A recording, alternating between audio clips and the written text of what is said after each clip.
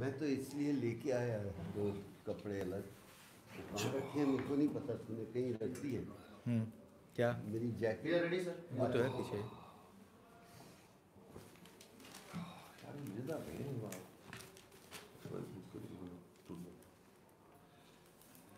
ऐसे कन्वीनियंस के लिए कि यहाँ से टक से आप वहाँ जा सकते हो इधर।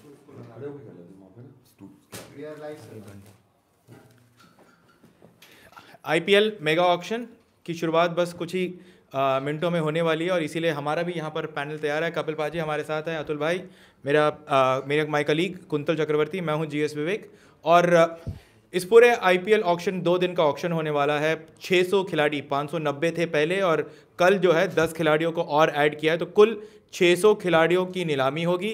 पहले दिन डे 1 आज 161 players will go under the hammer और सबसे बड़ी बात यह है कि इन 2 दिन में 561 करोड़ रुपए जो है खर्च किए जाएंगे। कम से कम 70 विदेशी खिलाड़ी जो है टीमें खरीदेंगी। 10 टीमें हैं इस बार, याद रखिएगा। 8 टीमें अभी तक होती थी, इस बार लखनऊ सुपर जायंट्स जिसके कप्तान है केएल राहुल और उसके साथ गुजरात टाइटन जो कि अहमदाबाद की टीम है जिसके कप्तान है हार्दिक पांड्या। ये 2 टीमें भी हैं। तो आपको ऑक्शन में इस बार 10 टीमों में से जो है बोली लगाएंगे और सबसे पहले 10 मार्की प्लेयर जो है जिनका बेस प्राइस 2 करोड़ रुपए है उनकी बोली लगेगी। लेकिन ये बात तो हम सब डिस्कस करेंगे ही करेंगे कि सबसे ज़्यादा किसको पैसे मिलेंगे, क्या होगा। लेकिन इस ऑक्शन के कुछ हाइलाइट्स हैं और वो हाइलाइट्स ये हैं कि कम से कम 3 टीमें, पंजाब, बेंगलुरु, कोलकाता, ये 3 टीमें हैं जो मैं देखा है कि कप्तान भी बीच में चेंज कर देते हैं अगर वो ठीक ना हो। तो इसलिए क्रिकेट शायद इंडिविजुअल गेम है, मैं मानता हूँ, लेकिन बहुत कुछ डिपेंड करता है कि आपका कप्तान आपको कैसे लेके जाता है। आपने कप्तानी की बात करी, एक कप्तान जो आईपीएल में बिल्कुल फिक्स्ड है वो है एमएस धोनी। और एमएस धोनी एक आध साल और खेलेंगे। वो खुद रिटेन नहीं होना चाहते थे चेन्नई सुपर किंग्स के, लेकिन सीएसके ने कहा कि हम धोनी के बिना नहीं जाएंगे। तो अभी फिलहाल धोनी कप्तान है, लेकिन इसी ऑक्शन में और इसी सीजन में एमएस धोनी अपना उत्तराधिकारी देखते हैं। तो आपको क्या लगता है कि कौन है? क्या रविंद्र जडेजा सीएसके की कप्तानी कर सकते हैं या फिर वो David Warner, Quinton de Kock, Shreyas Iyer, इनमें से किसी को लेकर आगे जो है बैटन पास ऑन करेंगे MS Dhoni? I think owners का माइंडसेट बहुत ज़रूरी है। देखा जाए तो सब चाहते हैं कि जो साउथ का मुझे समझ आता है वो अपने कप्तान रखना चाहते हैं जो लैंग्वेज में बहुत कंफर्टेबल होते हैं, ऐसा महसूस करते हैं।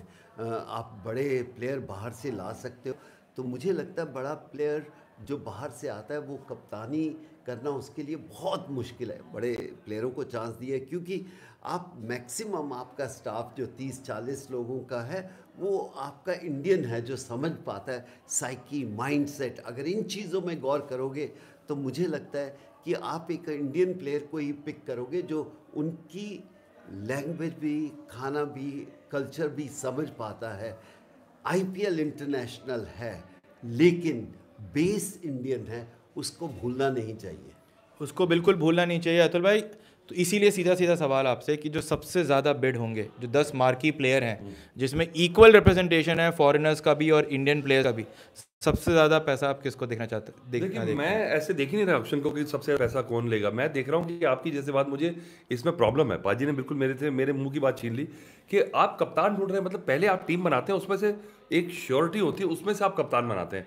अब आप सोचेंगे कप्तान बनाना, ये तो गलत बात है। कप्तान ढूंढ रहे हैं तो आप मुझे बताओ, नहीं आप फिर मुझे बताओ, क्या आप देखते हो कि ग्लेन मैक्सवेल आरसीबी का कप्तान है? क्या आप देखते हो मयंक अग्रवाल पंजाब का कप्तान है? क्या आप देखते हो वरुण चक्रवर्ती और आपके पास Venkatesh Iyer, Andre Russell, Sunil Narine KKR की कप्तानी करते हुए? नहीं, ऐसी बात नहीं। कोई भी कप्तान आप ग्रूम कर सकते हो, ऐसी क्या बात है? मुझे लगता है कि आपने जब ऋषभ पंत को दिल्ली का कैप्टन बनाया था, सोचा था, सबने मजाक उड़ाया था कि क्या ऋषभ का, अब ऋषभ पंत इंडिया के कैप्टनसी के दावेदार बन चुके हैं। तो कप्तान बनाने की बात नहीं है। मुझे लगता है कि आपके पास आप प्लेयर ढूंढो। आप जब खाना खाते हो तो आपके स्टेपल फूड क्या होता है? दाल, चावल, रोटी, सब्जी। आप allrounder, opener, fast bowler, spinner, ये ढूंढे ना पहले, वो अपनी टीम बनाए। कप्तान ढूंढने के लिए टीम जाएंगे, आप ऐसा प्लेयर ढूंढे। और मुझे लगता है आप गलत कह रहे हैं। आप सोच रहे हैं कि मेरे को एक स्लॉट फिल हो जाए और वो कैप्टनसी भी अच्छी कर ले, इसीलिए उनके रेट हाई है। कि आपको एक प्लेयर मिल गया जो कि आपको एक मेन कोर कॉम्पिटेंस पूरी कर रहा है और वो कैप्टनसी भी कर सकता है, इसीलिए ये 4-5 प्लेयर्स जो नाम ले रहे हो इनके रेट हाई हैं, क्योंकि दोनों काम कर सकते हैं। पर कपिल पाजी, इससे पहले कि मैं कुंतल के पास जाऊं, कि ऑक्शन में हर टीम अपनी एक स्ट्रैटेजी बनाती है। आपसे बेहतर कप्तान इंडिया को नहीं मिला है। आप मुझे ये बताइए कि जब आप टीम बनाएंगे अभी आगे के, इसके बाद मेगा ऑक्शन नहीं होने वाला है, हर फ्रेंचाइजी ने कहा कि अब हमें मेगा ऑक्शन नहीं चाहिए, अब जो हम टीम बनाएंगे उसी को हम अगले 10 साल तक खींचेंगे उसको और उसी को अपना कोर बनाएंगे। इसमें आप प्लेयर को रख के टीम बनाओगे या टीम सोच के उसमें जो आपके प्लेयर चुन रहे हैं उसको रखोगे? आई थिंक ये सबसे क्रिटिकल ऑक्शन होने वाली है, क्योंकि अगले 10 साल की जब आप बात करते हैं, क्योंकि बजट इनके पास है नहीं, बहुत कुछ ये खर्च कर चुके हैं। तो अभी मैं भी देखना चाहता हूँ, मुझे नहीं अनुमान कि इन ओनर्स का माइंडसेट क्या है। मेरे को प्लेयरों का माइंडसेट पता है, अभी भी बिजनेस का माइंडसेट नहीं पता। तो इसलिए मैं ये कहूँगा कि ये बहुत इम्पॉर्टेंट है। आपको जितना पैसा है बहुत वाइजली खर्च करेंगे, उसके बाद तो आप कितना भी बाय कर सकते हो प्लेयर को, क्योंकि अगर आपका अगले 10 साल ऑक्शन नहीं होनी, तो मुझे ये लगता है कि ये आई डोंट नो, मैं देखना चाहता हूँ क्या रिएक्शन है। ये पैसे का जो चक्कर है भाई, बता, मुझे अच्छी बात यह है कि इन्होंने एक कैप रखी हुई है। अगर कैप ना हो तो जो अमीर टीमें हैं, जैसे अगर मैं अब ये जो जैसे पंजाब की टीम है, हमारे 3-4 इन्वेस्टर इकट्ठे होके पैसा बनाने के लिए इस गेम में आए हैं, और एक है अंबानी, जिनको कोई फ़र्क नहीं पड़ता। अब अंबानी कहे जी मेरे लिए तो एक ये मेरा प्राइड एंड जॉय है, तो मैं क्या 100 करोड़ क्या मैं 500 करोड़ खर्च दूंगा, तो बाकी टीमों को तो प्लेयर मिलेंगे नहीं। तो इसीलिए मैं बताना चाह रहा सबको, शायद लोगों को पता भी नहीं हो कि ये कैप लगाई गई है, एक टीम इतने ही पैसे खर्चेगी 90 करोड़ रुपए, और एक अगर आप फ्री मार्केट कर दें तो ये कई खिलाड़ियों को आपको देखेंगे 50-50 करोड़ क्या 100 करोड़ में मिलना शुरू हो जाएगा। अभी यहीं पे मैं आपसे पूछना चाहता हूँ, आप क्रिकेट खेले हुए हैं, कि 90 करोड़ में कितने कितने बचे हैं और कितने साल की प्लानिंग आगे करनी है, ये इसके ऊपर आपको देना इतना पैसा। आप ये 90 करोड़ जो है, ये आपकी सैलरी कैप हर साल की है, आप समझिए।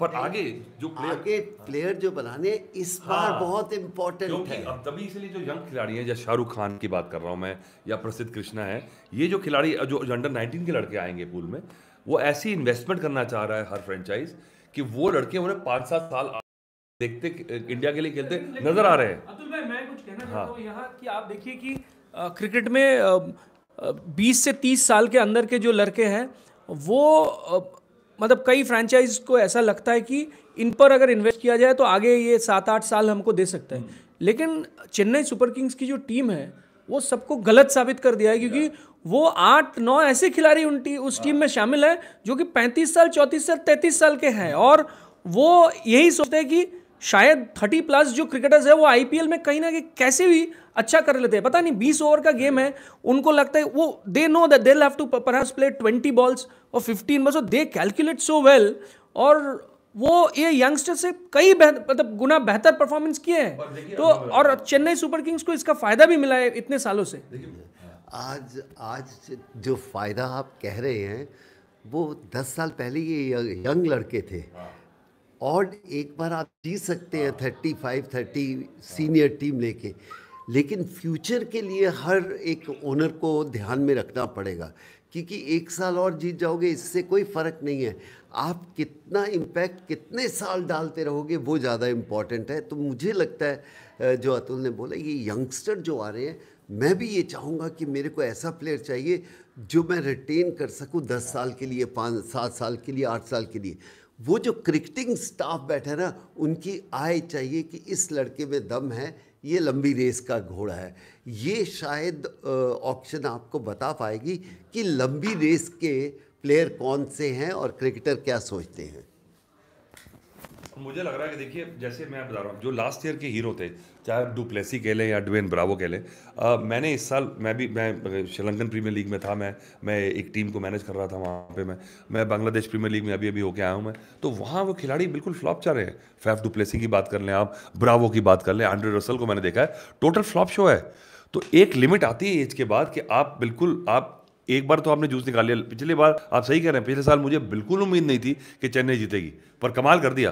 पर ये नहीं है कि बिजली एक जगह 2 बार गिरेगी, ये आपको गारंटी कर रहा हूं मैं। हाँ, सबसे इंपॉर्टेंट बात यहाँ पर यह है कि फॉरेन प्लेयर्स, मार्की प्लेयर जिनको हम सब लोग जानते हैं, उनका तो जो है बिडिंग काफ़ी हाई रहेगी, जैसे कि श्रेयस अय्यर को कम से कम 4 से 5 खिलाड़ी टीमें जो हैं वो चाहती हैं। लेकिन कई अनकैप्ड ऐसे प्लेयर्स हैं, आवेश खान, शाहरुख खान, और अगर हम उसकी बात करें तो जम्मू कश्मीर के 2-3 प्लेयर्स, TNPL में कई सारे क्रिकेटर्स ने जो है काफ़ी अच्छा किया है। जो आपके अंडर 19 प्लेयर्स हैं, राजवर्धन, आपका राज बावा, यशदुल, इनमें से इनका भी काफ़ी ज़्यादा हद तक जो है उनकी बोली लगेगी और काफ़ी फ्रेंचाइजी उनके बारे में बिड करेंगी। और भी कई डिटेल्स हैं जो मेरे कलीग कुंतल आपको बताएंगे। विवेक, मुझे लगता है कि अंडर 19 क्रिकेटर्स की बात आपने किया, तो मुझे लगता है 2-3 क्रिकेटर्स जो है, यश धुल तो है ही, राज बावा, दिनेश बाना जो है, दिनेश बाना can be a priceless cricketer, क्योंकि जिस अंदाज से उन्होंने बल्लेबाजी किया, आप सेमीफाइनल में देख लीजिए, सिर्फ 4 गेंदों का उन्होंने सामना किया था और 20 रन बनाए, और उन्होंने जो अटैकिंग इंटेंट शायद दिखाया, और वो शायद फ्रेंचाइज जो ओनर्स है उनके लिए भी था कि मैं देखिए 4 गेंदों में आखिरी ओवर में जब उनको बल्लेबाजी करने का मौका मिला, वो बैठे रहे वो वहाँ डगआउट पर, और वो अपने मौके के लिए इंतज़ार करते रहे। जब मौका मिला उन्होंने 4 गेंदों में 20 रन बनाए सेमीफाइनल मैच में। बाद में भी उन्होंने, जब भी उनको मौका मिला आगे पीछे, तो उन्होंने अटैकिंग इंटेंट दिखाया, और विकेट कीपर की ज़रूरत है विवेक। तो मुझे लगता है कि दिनेश बाना भी बहुत एक प्राइसलेस क्रिकेटर हो सकते हैं कहीं ना कहीं। लग रहा है कि अभी अंडर 19 खिलाड़ियों से इमीडिएटली परफॉर्मेंस की उम्मीद तो नहीं है बिल्कुल भी फ्रेंचाइजीज को, पर यह है कि दिखाना एक सिग्नल। जैसे अब यश डुल की बात कर रहे हैं, अब यश डुल की दिल्ली की टीम के लिए एक वो ऑब्लिगेशन सा है कि उनके लिए बिड करना पड़ेगा, क्योंकि वो तो पोस्टर लगाए घूम रहे हैं कि हमारी एकेडमी का प्रोडक्ट है, और अब जाके बोली लगाएं ना लगाएं या उसको ना खरीदें तो ऑड लगेगा, और कोई दूसरी टीम ले जाए तो इसका मुझे लगता है कि कहीं जो आपकी स्टेट एसोसिएशन को ऐसा रूल बनाना चाहिए कि जो लड़का निकल के आता है फर्स्ट फ्यू ईयर्स उनको कंपलसरी एक फ्रेंचाइजी का जोड़ा जाए, क्योंकि अब यश डोल जो है किसी और फ्रेंचाइजीज में चले जाएं और वहाँ बैठे रहे बेंच वार्मिंग करें तो किसी का फायदा नहीं हो रहा। मुझे ऐसा लगता है कुछ ना कुछ एक मॉडल निकालना पड़ेगा इसमें। मॉडल तो हमको निकालना ज़रूर पड़ेगा। और एक और इंटरेस्टिंग चीज़ है यहाँ पर पाजी कि ऐसे खिलाड़ी, ऐसे मार्की खिलाड़ी जो अभी तक IPL की शान रहे हैं, उनका इस IPL ऑक्शन में क्या होगा। मैं बात कर रहा हूँ सुरेश रैना, दिनेश कार्तिक, अंबाटी रायडू, केदार जाधव, जो हैज़ बीन्स हैं फिलहाल, रॉबिन उथप्पा। ऑक्शन में आप अपना कोर ढूंढते हो, लेकिन ज़रूरत है ये IPL भी जीतने का। क्या आपको लगता है कि इन जिन खिलाड़ियों का मैंने आपका अभी नाम लिया है, उनके टैंक में इतना गैस है कि फ्रेंचाइजी उनको खरीद सकती है, और कम से कम शॉर्ट टर्म पर्पसेस के लिए उनको यूज़ करके आपको लगता है कि इनके लिए बिडिंग हो सकती है ज़्यादा, या फिर अनसोल्ड जाएंगे?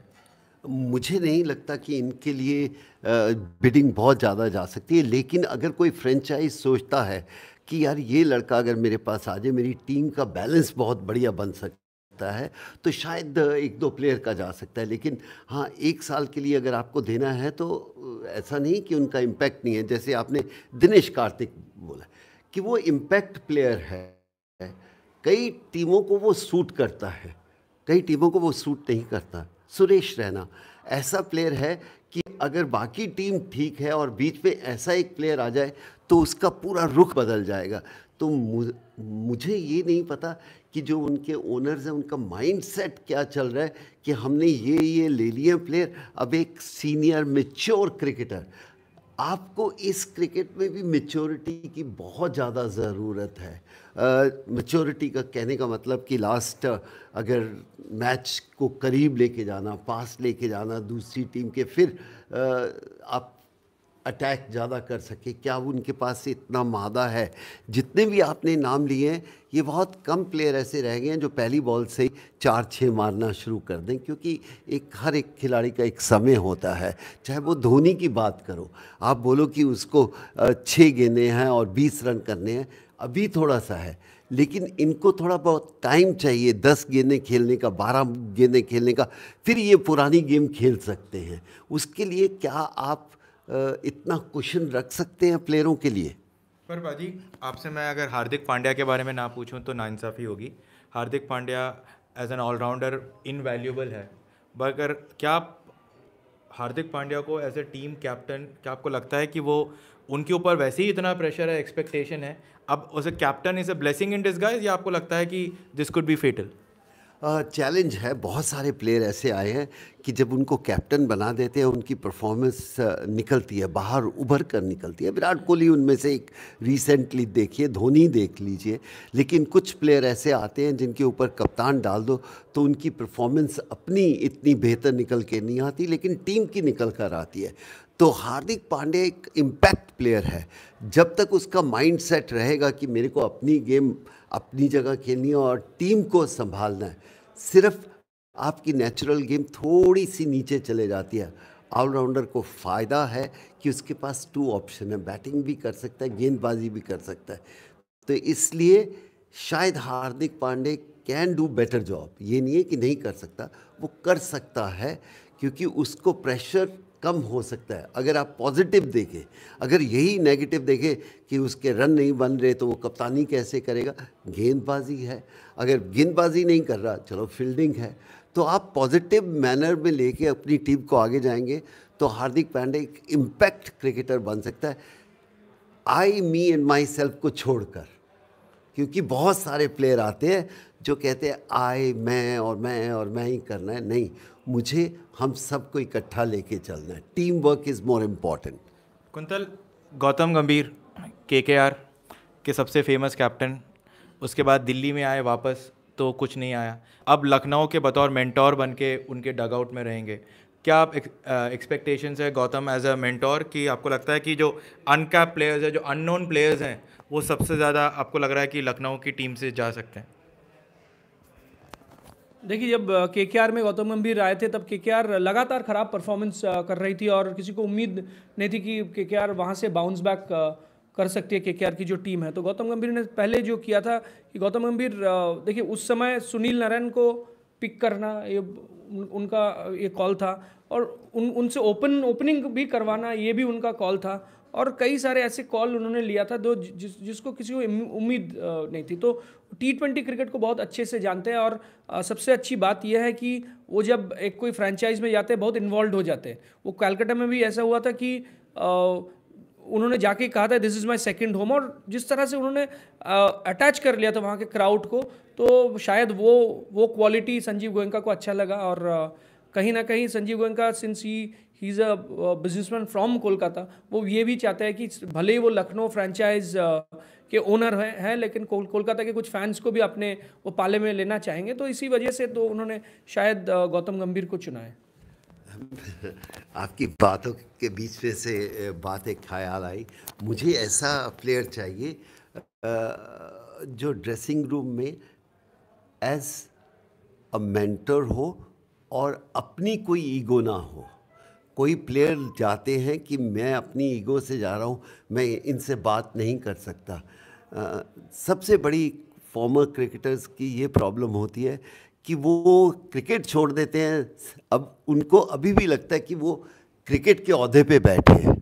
जब आप एक प्लेयर बन जाते हैं और जब आप मैनेजर बन जाते हैं, आपको फिर अपनी वो सोच जो है वो बदलनी पड़ेगी, ऐसा मुझे लगता है। कपिल भाजी, सारे प्लेयर ऐसे नहीं होते हैं जो अपना ऐसे होते हैं। आपने गौतम गंभीर के बारे में इस रेफरेंस में बात की, हमें पता है क्यों की है, क्योंकि गौतम गंभीर के बारे में सब जानते हैं। आप सभी खिलाड़ी के बारे में ये जनरलाइज स्टेटमेंट नहीं कर सकते कि अपनी ईगो ज़्यादा है और प्लेयर कम है। वो कई खिलाड़ियों के लिए सही है कि वो अपना वो चल रहा है, उनके माइंड में पुराना ही अपना रीप्ले चल रहा है बार बार। पर मुझे लगता है कई खिलाड़ी बड़े समझदार हैं, उनको पता है कि ये नई जनरेशन है, और अगर आप अपने आप को ज़्यादा इम्पोज करोगे तो आजकल के खिलाड़ी पूछते नहीं हैं, क्योंकि एक लेवल के बाद आप कहते हैं अपने ज़माने में किया होगा आपने, पर अगर आप उनसे मिलके रहेंगे और अपना उनको वैल्यू ऐड करेंगे तो समझदार इतने भी कि आपसे बेस्ट चेरी पिक कर लेंगे। आपने हार्दिक पांड्या की बात की, मुझे लगता है कि देखिए, एक होता है ओवरप्राइज्ड, एक होता है बैड इन्वेस्टमेंट। आप किसी खिलाड़ी के लिए कह नहीं सकते कि मैं आपको एग्जांपल देता हूं, जयदेव उनादकट को 12 करोड़ रुपए दिए, टाइमल मिल्स एक प्लेयर आए थे, कहाँ गए समझ नहीं आया उसके बाद। 12-14 करोड़ रुपए लेके। पवन नेगी एक प्लेयर, अच्छा खासा प्लेयर दिल्ली का खराब हो गया, क्योंकि इतने पैसे जब एक प्लेयर को मिल जाते हैं आप उससे उसी परफॉर्मेंस की एक्सपेक्टेशन करना शुरू कर देते हैं। तो हार्दिक पांड्या इस प्रॉब्लम के ग्रस्त हैं बड़े ज़बरदस्त, और मुझे लग रहा है कि इस बार पूरा फ्लॉप शो हो जाएगा कहीं पे, क्योंकि जो जिस तरह की तेज गेंद के लिए उनकी यूटिलिटी बनी थी वो कर नहीं पाएंगे, रिकवरी हो रही है, और बीच वाली गेंदबाजी उनकी चलेगी, ये आप भी जानते हो, और जो बैटिंग है वो हिट एंड मिस है। वो मैं हार्दिक पांड्या पे वैसे रिलाई नहीं कर सकता जैसे मैं किसी टॉप ऑर्डर बैट्समैन पे रिलाई कर सकता हूं। तो इम्पैक्ट के चक्कर में वर्ल्ड कप भी निकाल दिया, पर अब प्रेशर आएगा अच्छा खासा। एक जस्ट जानना चाहता हूं कि इम्पैक्ट प्लेयर 10 मैचेस में अगर वो 3 बार इम्पैक्ट छोड़े, 4 बार छोड़ के जिता दे, जिताना की गारंटी नहीं है, इम्पैक्ट छोड़ देगा नहीं, इम्पैक्ट जिताना तो टीम के सबके ऊपर है। दूसरा क्वेश्चन चेंज कर देता हूँ, 10 में से क्या वो अपने बलबूते पे 3 मैच जिता सकता है हार्दिक पांड्या? पेपर कर सकता है, ऑन पेपर नहीं, हम पीछे रिकॉर्ड जो क्रिकेट देखें और देखें कि अगर एक प्लेयर 3 मैचेस अपने बलबूते पे जिता दे, मैं कहूँगा मुझे वो प्लेयर लेना है। सही बात। क्योंकि ऐसी जगह से जिताने का मतलब ये नहीं है कि 4 रन चाहिए, 6 गेंदों में मैंने जिता दिया, नहीं। अब 8 गेंदें हैं और 26 रन चाहिए या 30 रन चाहिए, तो क्या उस पे कितनी बार एक बड़ा इम्पैक्ट प्लेयर जिता के ला सकता है? आपको कब याद है कि हार्दिक पांड्या ने पिछले 2-3 साल में ऐसे कितने मैच जिताए होंगे अपने बलबूते पे, जो कि मैच निकल गया था और हार्दिक पांड्या ने जितवा दिया? आप चलिए बताइए। नहीं, बट उसका सबसे बड़ा रीज़न ये भी है अतुल भाई कि मुंबई इंडियंस में जहाँ पर वो बैटिंग करता है, he bats way low down the order, जहाँ पर 2-2 3 दिन हो, तो ये वैल्यूएशन हार्दिक पांड्या के स्किल्स की है, not the way Mumbai has utilised. Hardik Pandya के ब्रांड की है, हार्दिक पांड्या की इमेज की है, उसको फ्रेंचाइजी को ये भी लेना पड़ेगा कि मैं इससे कितनी एनकैशमेंट कर सकता हूँ। प्लेयर फील्ड में जो परफॉर्मेंस होगी अलग है, पर इससे मैं माइलेज क्या लेके अपनी कोई इन्वेस्टमेंट रिकवर कर सकता हूँ, ऐसे प्लेयर भी चाहिए, हाथी के दांत भी चाहिए। तो हाथी के दांत तो है, जो उस बंदा 7 करोड़ की घड़ी पहनता हो तो उसका तो ब्रांड वैल्यू तो है। But Kuntal, full and final before we wrap up, marquee players और उनके जो आपके एस्टिमेट्स हैं कि वो कौन कौन सी टीम में जा सकते हैं, डेविड वार्नर, श्रेयस अय्यर, ईशान किशन और क्विंटन डिकॉक, आपके एक्सपेक्टेशंस और आपके अजम्पशंस? मुझे तो लगता है कि जिस तरह से डेविड वार्नर ने परफॉर्म किया है सनराइजर्स हैदराबाद के लिए, और बहुत इंटेंसिटी से और बहुत इन्वॉल्व क्रिकेटर है, और देखिए बहुत सारे ऑस्ट्रेलिया के क्रिकेटर्स, कई बार ऐसा हुआ है कि वो लास्ट मोमेंट में विदड्रॉ किया है आईपीएल से, और उनको लगा कि नहीं वो देश के लिए T20 खेलेंगे और अलग अलग टूर्नामेंट्स में वो देश के लिए खेलते रहेंगे। लेकिन despite having 3 kids, David Warner जो है वो आईपीएल में ना सिर्फ हिस्सा रहे और वो बहुत पहले आ जाते हैं, इन्वॉल्व रहे प्रैक्टिस सेशंस में भी, तो वो कई बार कहा कि मेरे लिए मुश्किल होता है, यंग फैमिली है, लेकिन इसीलिए डेविड वार्नर एक बहुत ही अच्छा पिक इसीलिए भी है कि वो जिस तरह की इन्वॉल्वमेंट रखते हैं और जिस तरह से यंगस्टर्स को ग्रूम करते हैं, तो मुझे लगता है ना सिर्फ सनराइजर्स हैदराबाद वापस सोचेगी टीम कि सनराइजर उनको टीम में रखना है, बल्कि एटलीस्ट 3-4 और भी फ्रेंचाइज टीम है जो उनको टीम में लेना चाहेंगे शायद। इसके लिए थोड़ी सी बात करूँगा कि अब वो दिन जो थे जब आपकी फैमिली आ जाती थी, चली जाती थी, लंबा टूर्नामेंट होता है और लंबा हो जाएगा, अब वो दिन लद गए, क्योंकि अब है बायो बबल का समय। अब मुझे लगता है कि जिनकी फैमिलीज़ हैं और जिनको अपने फैमिलीज़ के मिलना होता है बीच में, उनके लिए बहुत बड़ी प्रॉब्लम होने वाली है। आप डोमेस्टिक क्रिकेट में भी देखिए, मैं तो इतना हैरान परेशान हूँ, दिल्ली की टीम अभी गई है, 5 दिन का डोमेस्टिक क्रिकेट में क्वारंटीन है, आप कमरे से नहीं निकल सकते। इसी के साथ टाइम कम है, लेकिन जानना चाहता हूँ कि ये पूरा सीज़न ऑलरेडी डिक्लेयर हो गया है, क्वारंटीन होंगे या बबल होंगे, ये भी बताना बहुत ज़रूरी है। देखिए जैसे तब्दीली हो रही है, शायद अभी कोरोना का या इसका इतना इम्पैक्ट नहीं रहा जितना आज से 1 महीने। तो आज पाजी आज WHO ने वापस कह दिया है कि देखिए इतने हल्के से मत लीजिए, इतना हल्के पे आप अगर लिया तो आगे और भी ख़राब हो सकता है, और खासकर अमेरिका में, यूरोप में कई देशों में जो ये मास्क वाला रूल हटा दिया गया है, इसके मतलब विरुद्ध में कहा है, आप कह सकते हैं WHO ने कहा है कि ये सही नहीं है। तो क्या पता कि वापस जो अतुल भाई कह रहे हैं कि बायो बबल वाली जो रूल है वो इस बार भी एप्लीकेबल होगा, 100% होगी। और उससे ये भी है, अभी इनकी फैमिली लास्ट 2 साल में माइंडसेट चेंज हो चुका है। मैं ये मानता हूँ कि मैं नहीं रहा तो मुझे मालूम नहीं है, पर अगर आप 2 साल से ये क्वारंटीन के बीच में आ जाते हो तो आपका माइंडसेट बदलता जाता है। भाजी जो कुंतल ने कहा था ना कि आप देखिए डेविड वार्नर एशेज खेले हैं और सीरीज खेलने के बाद वो भी बायो बबल में है, तो फैमिलीज कैसे साथ में रहेगी, और फैमिलीज के लिए भी वैसा बच्चों के लिए छोटे उनका माइंडसेट कि भाई होटल के कमरे में या एक स्वीट में रहना और 40-50 दिन रहना आपने, और बैक टू बैक सीरीज के बाद बहुत अच्छा। तो मुझे लगता है ये बड़ा एक प्लेयर्स की साइकी पे और उनके परफॉर्मेंस पे एक बहुत बड़ा फैक्टर है जिसके बारे में इतनी डिस्कशन हुई नहीं है अभी।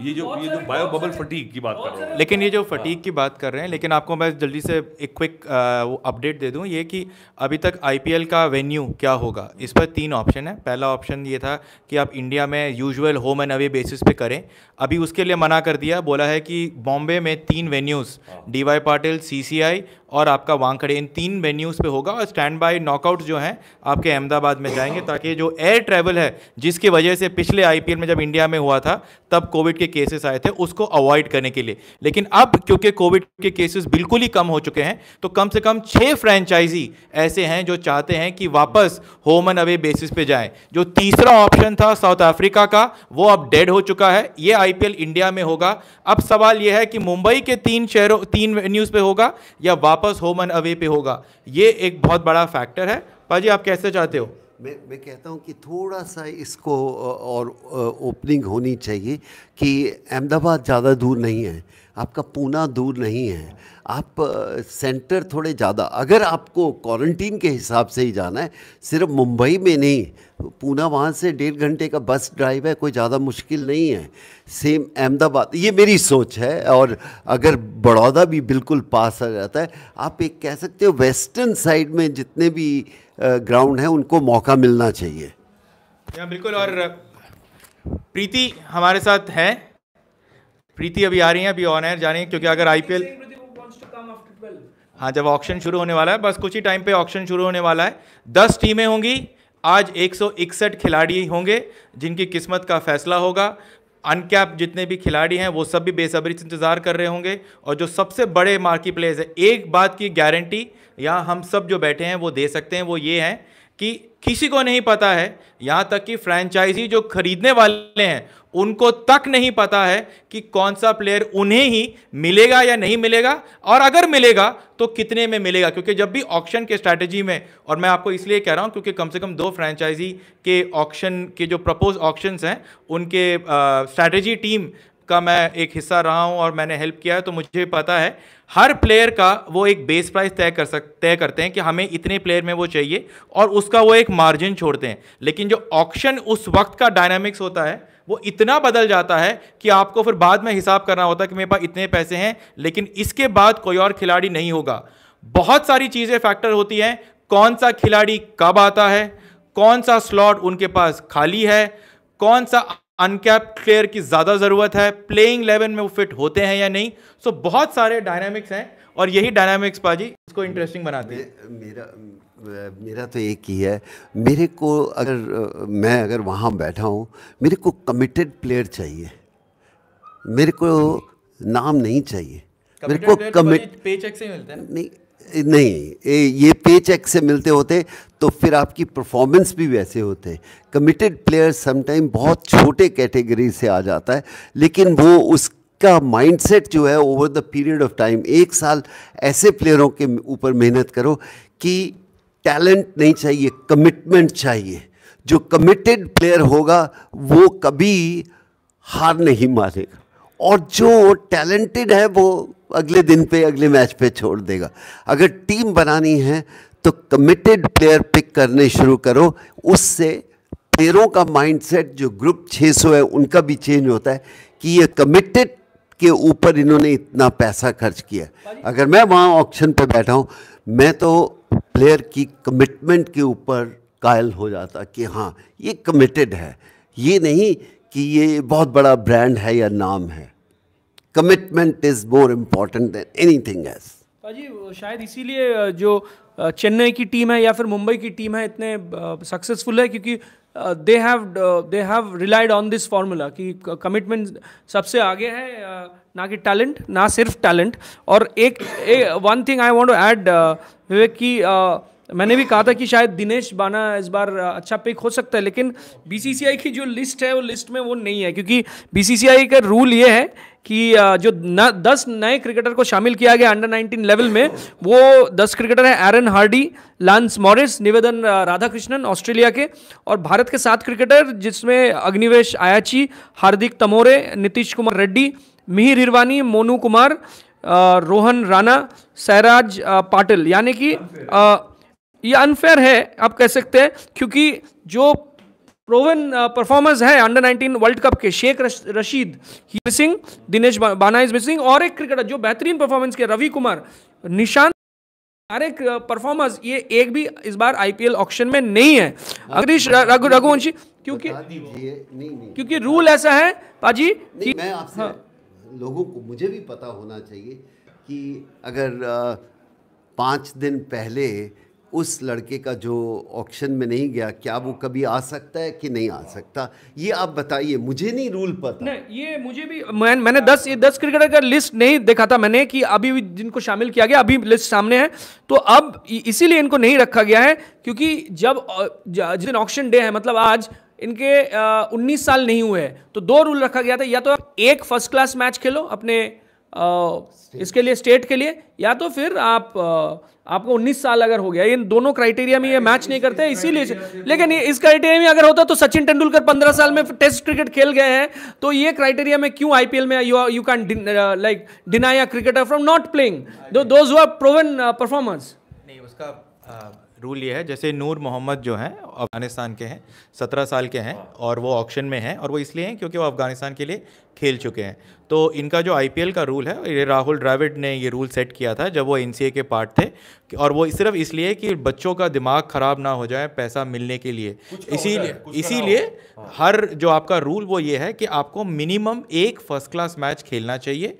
इंडिया अंडर 19 के जो आप खेले हैं तो आपको फर्स्ट क्लास क्रिकेट खेलना चाहिए, नहीं तो आप अंडर 19 के इंडिया लेवल्स पे खेलते हैं तो भी आप क्वालिफाई कर जाते हैं। इसीलिए यश धुल जिन्होंने कोई फर्स्ट क्लास नहीं खेला है, या सिर्फ राज्यवर्धन ने फर्स्ट क्लास खेला है, लिस्ट ए खेला है, फर्स्ट क्लास भी नहीं, लिस्ट ए मैच खेला है, ठीक है, तो सिर्फ वो एकमात्र अंडर 19 के खिलाड़ी हैं इस इंडियन टीम में जो खेले हैं, बाकी सब नहीं खेले।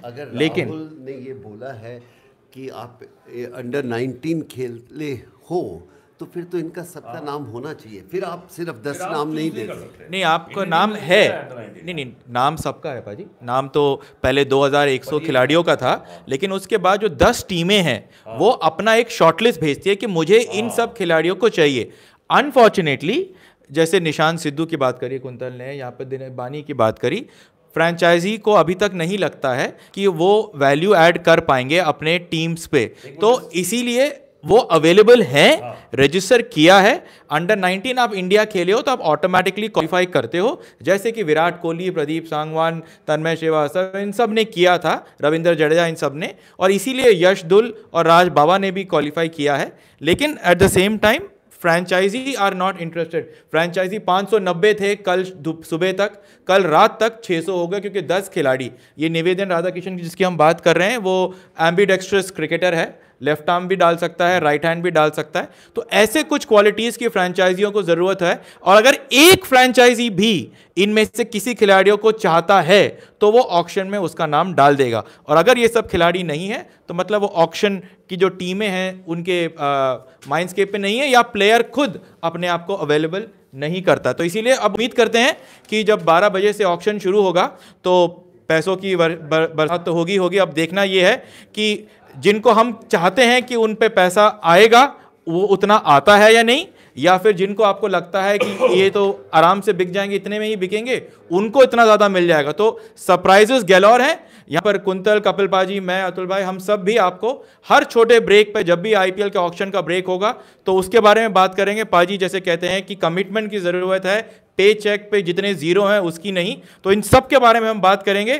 फिलहाल अभी इतना ही। ऑक्शन के ब्रेक पर हम आपको लगातार पूरे टाइम जुड़ते रहेंगे, एबीपी न्यूज़ पे भी और यहाँ पर डिजिटल प्लेटफॉर्म्स पे भी।